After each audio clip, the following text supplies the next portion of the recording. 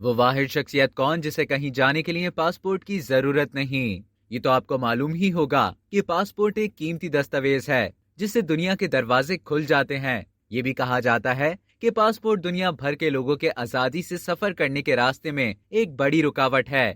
لیکن کیا آپ کو یہ معلوم ہے کہ دنیا میں ایک ایسی بھی شخصیت ہیں جنہیں دنیا کے کسی بھی حصے میں سفر کرنے کے لیے ویزے کی ضرورت نہیں پڑتی؟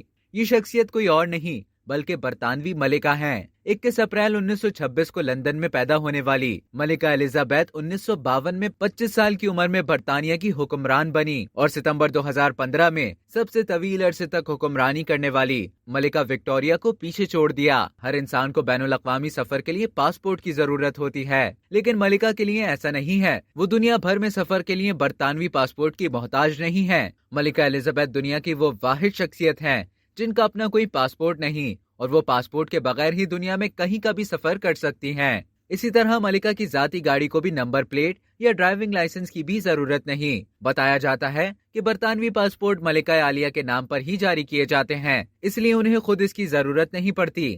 تاہم شاہی خاندان کے تمام افراد بشمول ولی عہد، پرنس آف ویلز اور ڈیوک آف کیمبرج کے پاس پاسپورٹ ہیں۔ اب تک کے لیے اتنا ہی۔